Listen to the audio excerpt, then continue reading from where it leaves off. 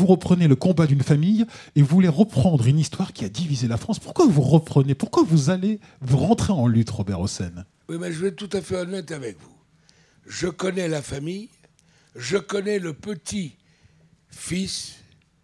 Denis Seznec, qui s'est battu 50 ans, puisque ça s'est passé en 24-25, il s'est battu pour essayer de réhabiliter son grand-père. Et pourquoi? Parce qu'il n'a pas bénéficié du doute. Ça, c'est pourtant la loi. Et on n'a jamais retrouvé le corps de sa victime. Mais ce n'est pas pour ça que je le crois innocent ou coupable. Moi, personnellement, je n'ai pas d'opinion, car je vais vous expliquer pourquoi. J'ai demandé à la famille, j'ai demandé au petit-fils, après 12 tentatives de réhabilitation devant la justice, la dernière en 2006, vous vous rendez compte, passée à 3 voix en disant il n'y a rien de nouveau, alors que c'était 12 fois toutes les années. Et alors, il était désespéré, et je lui ai dit, maintenant, la justice a dit c'est terminé. S'il veut continuer, qu'il aille à la justice européenne. En Europe, à la Cour d'Europe. Alors, je lui ai demandé de m'écrire une lettre, comme quoi il ne s'en mêlerait pas du tout, que je n'étais pas là pour mener le combat qu'il mène pour réhabiliter son grand-père, mais que je m'adressais à l'opinion publique. Ce qui fait que tous les soirs, je fais exactement le procès pendant 1h30 tel qu'il s'est passé. Je fais venir autant de témoins pour que de témoins contre. Et c'est au public qui est juré de se faire une opinion. Et il y a tous les témoignages devant eux. Le décor, c'est la cour d'assises dans le théâtre. Les avocats, les juges, les témoins sont ceux qui, hélas, ne sont plus, mais qui ont participé à l'époque, en Bretagne, ça s'est passé à Quimper, à ce procès. Donc, je me suis senti libre de pouvoir m'adresser à l'opinion. Et j'ai demandé à la famille, au petit-fils, de ne pas s'en mêler pour qu'on soit honnête, objectif, sans aucune influence.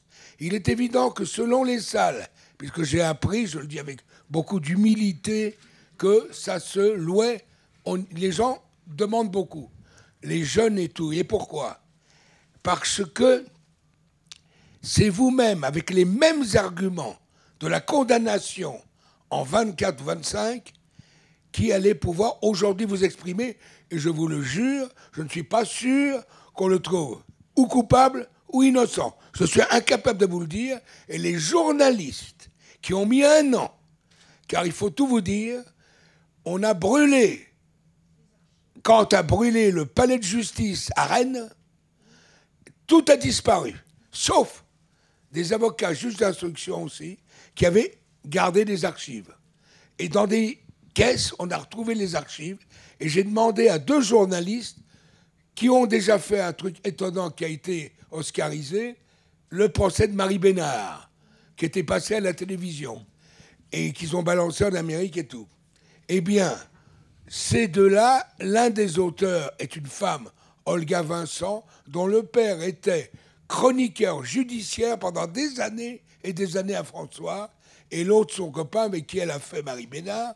Ils ont travaillé 1 an, et un avocat m'a dit, grâce au petit Seznec, nous avons les archives. Et on a regardé les journaux de l'époque, les comptes rendus de l'audience, les pour, les contre, etc. Et on a décidé, dans l'objectivité totale, de réunir, et c'est un procès impitoyable, c'est vrai. On est dans la cour d'assises, et c'est un combat comme si vous étiez dans une arène, avec Seznec le taureau, à l'époque, et je dois vous dire aussi une chose, puisque comme ça, je n'emmerde pas, l'avocat qui a défendu Seznec devait être Moreau Jafferi, vraiment un ténor du barreau.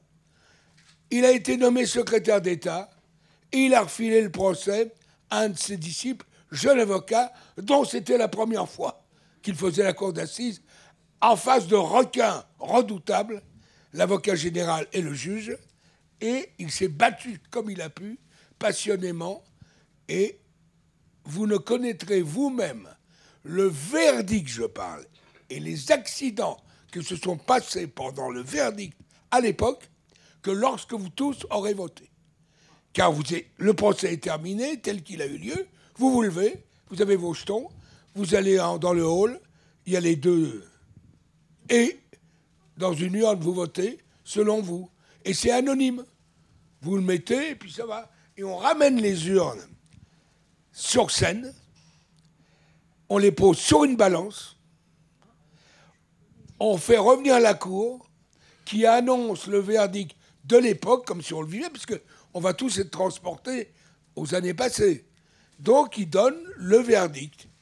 Et après, au moment du verdict qu'il donne, de l'époque, il se passe un accident dans la cour d'assises, et les voilà obligés, les jurés, d'aller à nouveau revoter.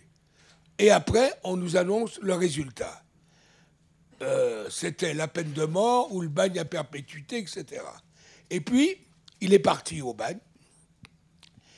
Il est revenu grâce à des hommes politiques, mais lorsque vous aurez voté et qu'on aura donné le résultat, ça peut être un soir coupable, ça peut être un soir innocent, et je vous réserve, moi, puisque j'interviendrai sur scène à ce moment-là, une surprise énorme qui peut peut-être vous bouleverser un peu, mais après votre vote, après les résultats, vous saurez exactement un coup de théâtre que je fais.